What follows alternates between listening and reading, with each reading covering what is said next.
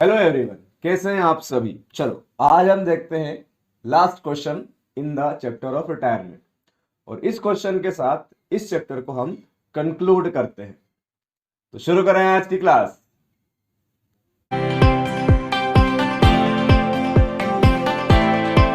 चलो क्वेश्चन पढ़ते हैं हम। क्या बोला है क्वेश्चन ने?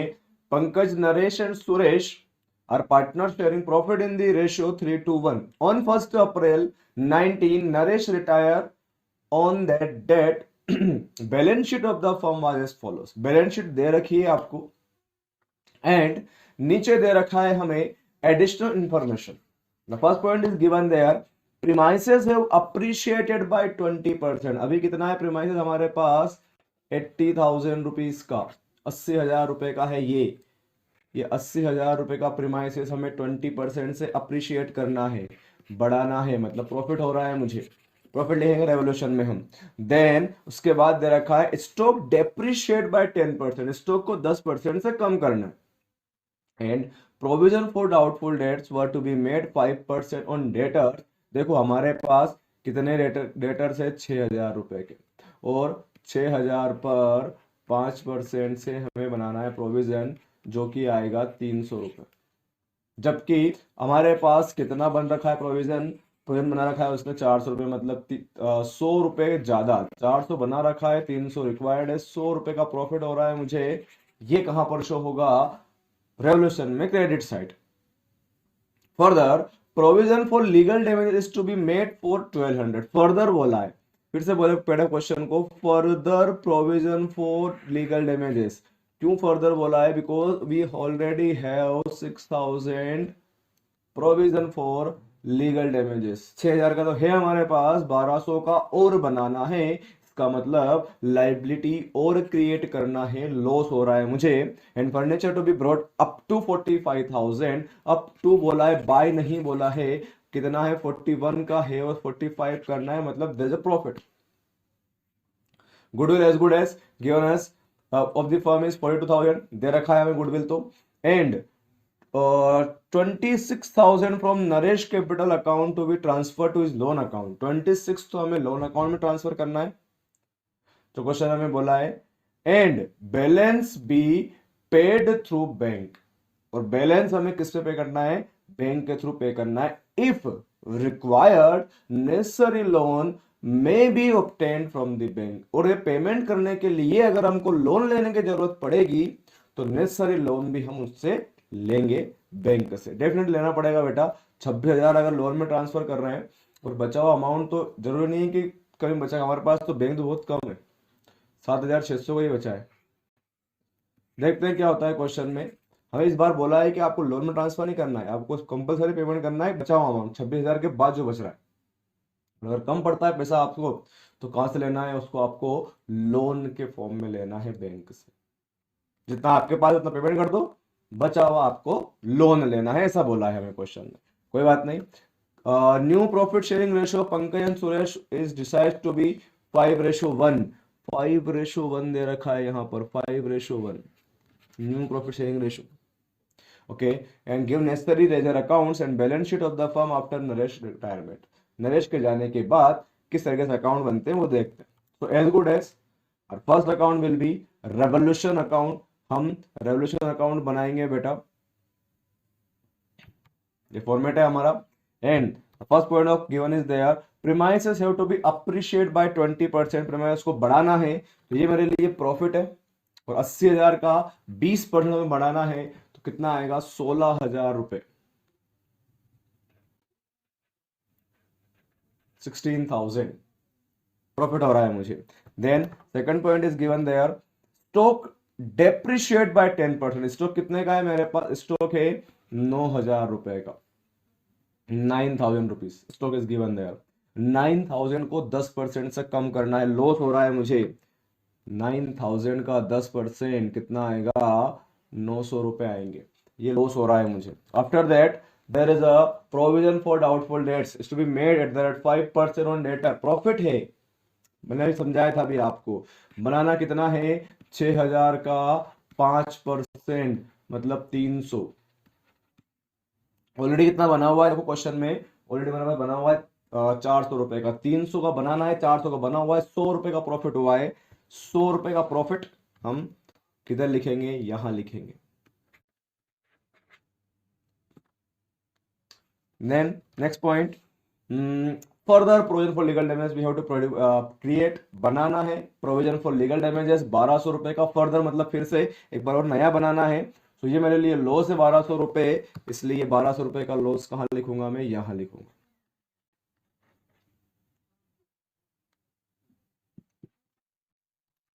Again next point is given there, furniture board up to 45,000, 41,000 का है, 41 का है, 45 करना है, 4,000 रुपए का बढ़ाना है, प्रॉफिट हो रहा है, प्रॉफिट इधर लिखेंगे हम। Okay then, okay all the point about the revolution we record it and already done. Now it's time for goodwill. उसके पहले हम गुडविल से पहले क्या करेंगे, इसमें से प्रॉफिट और लॉस निकालेंगे। तो 16,000 20,100 रुपए है ये, और 2,100 माइनस करना है इसमें से, 12 और 9 21, तो 18,000 बचेगा। ये 18,000 रुपए का प्रॉफिट है जो कि ट्रांसफर करना है हमें पार्टनर्स कैपिटल अकाउंट में, उनके ओल्ड रेशो में ए बी और सी को 3:1 रेशो दे रखा है उनका ओल्ड, तो 9,000, उसके बाद 6,000 और 3,000, ये प्रॉफिट आएगा रेवोल्यूशन का, जिसको हमें पार्टनर्स कैपिटल अकाउंट में लिखना है। तो पार्टनर्स कैपिटल अकाउंट बनाते हैं हम यहां ऊपर, ये how many partner that we have, three partners, 3 partner है हमारे पास, तीनों पार्टनर का हमने अकाउंट यहाँ बना लिया। सबसे पहले एज गुड एज हम क्या लिखेंगे, उनका ओपनिंग बैलेंस जो हमें क्वेश्चन में दे रखा है 46,000, 30,000 एंड 20,000। तो 46,000 पंकज किसके लिए लिख लेंगे, 30,000 एंड 20,000। आफ्टर दैट मैंने आपको क्या बताया है, सबसे पहले आपको कैपिटल लिखना है, उसके बाद अगर क्वेश्चन में रिजर्व है तो ढूंढना है आपको, उसको ढूंढो। आप यहाँ पर दे रखा है 12,000 रुपए का रिजर्व, इसको हमें ओल्ड रेशो में डिस्ट्रीब्यूट करना है पार्टनर को, 6,000 4,000 और 2,000 रुपए। Then there is no any other distributable point given there, कोई ऐसा पॉइंट नहीं दे रखा जो डिस्ट्रीब्यूट करना है पार्टनर्स को, हमें कोई डिस्ट्रीब्यूट नहीं करना है। ओनली रिजर्व्स और कैपिटल, रिजर्व्स दे रखा है तो उसको बांटना है। असेट साइड कोई पीएनएल का बैलेंस दे रखा है, एडवर्टाइजमेंट सस्पेंस दे रखा है, या गुडविल दे रही है तो उसको बांटना है आपको, अदरवाइज बाकी कुछ भी नहीं बांटना है आपको। सब हमारे लिए आउटर लायबिलिटी, आउटसाइड लायबिलिटी या फिर असेट्स रहती है। Okay then in the question अब लिखेंगे हम, ये रेवोल्यूशन का प्रॉफिट हुआ है वो 9,000, 6,000 एंड 3,000, 963, ये प्रॉफिट लॉस लिख दिया मैंने यहाँ पर, प्रॉफिट हुआ जो, sorry. Now it's time for goodwill. Goodwill का ट्रीटमेंट समझते हैं हम। 42,000 गुडविल दे रखी हमें, और उसको हम क्या करेंगे, वही क्या मिलना था और क्या मिलेगा हम इस पे लगाएंगे। गुडविल पर क्या मिलना था क्या मिलेगा ही लगाना है हमें हमेशा। पहले गुडविल को आपको ओल्ड रेशो में बांटना है, फिर इसी गुडविल को आपको न्यू रेशो में बांटना है। तो 42,000 की गुडविल को 3:1 में तो कितना कितना आएगा, 21,000, 14,000 एंड 7,000। फिर ये कौन बंदा है पहला, आप देख रहे पार्टनर कौन है, कौन कौन है हमारे पास, पंकज, नरेश और सौरभ, और बीच वाला बंदा रिटायर हो रहा है हमारे यहाँ से। पंकज, नरेश और सौरभ, अब इसको नहीं मिलेगा, और हमारे क्वेश्चन में हमें न्यू रेशो दे रखा है 5:1। ये देखो लास्ट में दे रखा है यहाँ पर 5:1, नीचे ये दे रखा है 5:1। सो ये इस रेशो में हम डिस्ट्रीब्यूट कर देंगे गुडविल को दोनों पार्टनर को, 35,000 रुपीज इसको आएंगे, सॉरी 35 नहीं आएगा, हाँ 35 ही तो आएगा, इसको डिवाइड बाय 6 करेंगे तो 7 5 जा, और इसको आएगा 7,000। सो यहां हम देखें अब पी पंकज को 21 मिलना चाहिए था, 35 मिला, 14,000 ज्यादा मिल गया, इसको ज्यादा मिल गया, इसलिए इसको डेबिट करेंगे। इसको बेचारे को 14 कम मिला, क्रेडिट करेंगे। जितना मिलना था उतना मिला, 7,000 इसको सौरभ को, सौरभ से देना देना। तो हमारी एंट्री क्या होगी, P2N, पी से लेना है, एन को देना है, पी की कैपिटल को डेबिट करना है, इसलिए पी की कैपिटल में किधर लिखूंगा मैं, डेबिट साइड, लेकिन नाम किसका आएगा, अपोजिट बंदे का, नरेश का, और यहाँ अमाउंट आएगा 14,000, और ये नरेश के इसमें लिख दूंगा Pankaj capital 14,000। Treatment of goodwill हो गया, रेवोल्यूशन का पॉइंट हो गया, रिजर्व बढ़ गया, इट्स टाइम टू पे of the retirement partners obligations. तो कितना कितना देना है उसको देखें अपन, 30,000 और 40,000, 40 और 44,000 रुपए देना है अपने को, 44,000 रुपीज पे करना है आपको उसको। पहले तो अपन लोन में ट्रांसफर कर दे 26,000 रुपए, तो क्वेश्चन में बोला है you have to transfer the loan amount, the particular remaining amount that is given in the question। Question में बोला है कि 26 तो आपको लोन में ट्रांसफर करना, और रिमेनिंग जो अमाउंट है उसके लिए आपको क्या लेना है, लोन लेकर उसका भी आपको पेमेंट कर देना है, तो उसका पेमेंट भी हो जाए।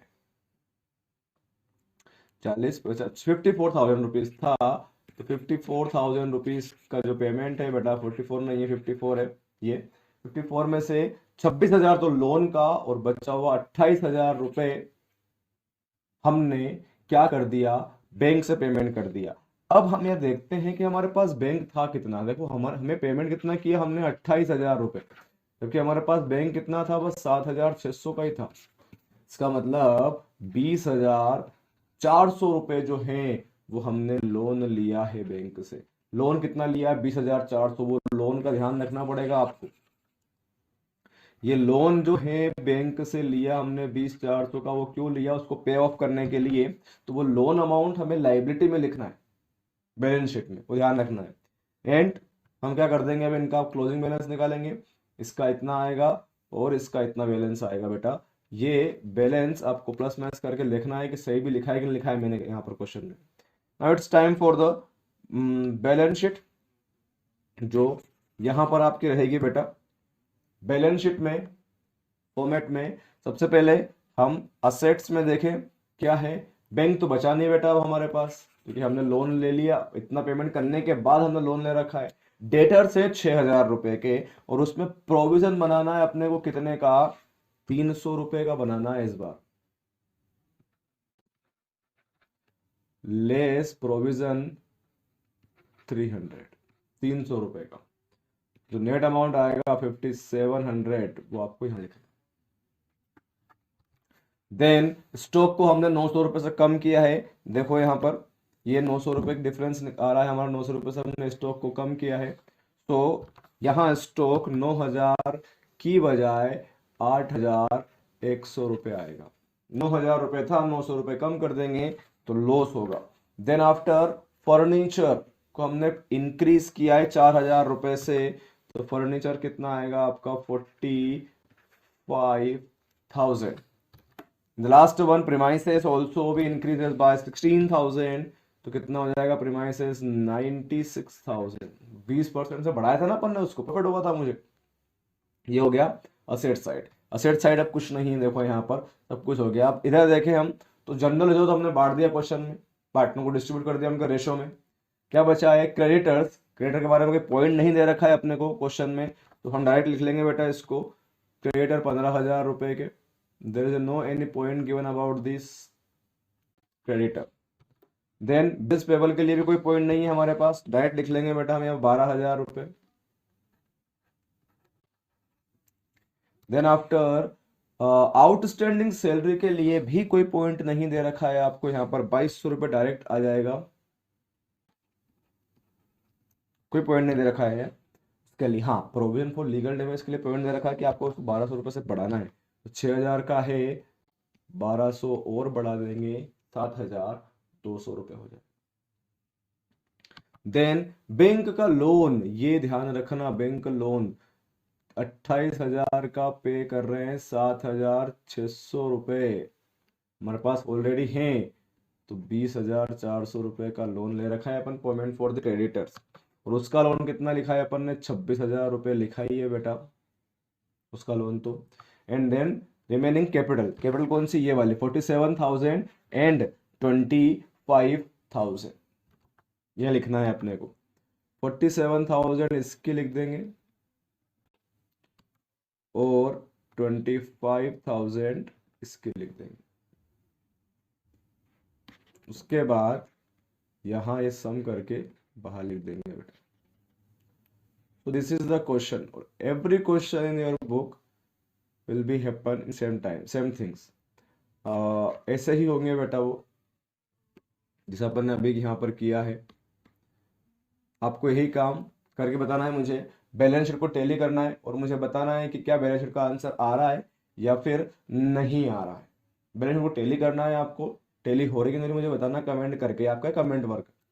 ओके, रिटायरमेंट चैप्टर के मैंने पॉइंट है, क्वेश्चन सारे कवर नहीं करे हमने टीएस के, लेकिन जितने पॉइंट्स है उसमें रिलेटेड वो सारे हमने कवर कर लिए। सेम ऐसे ही क्वेश्चन होंगे, कोई और प्रॉब्लम आए आपको तो आप मुझे कमेंट करिए, या फिर हम उसमें आपने टेलीग्राम कर सकते हैं, वहां पर भी हम जुड़े, वहां पर भी आपके डाउट्स में सोल्व कर सकता हूँ। ठीक है, नेक्स्ट वीडियो में हम नेक्स्ट चैप्टर के साथ मिलेंगे, तब तक के लिए thank you, have a good day.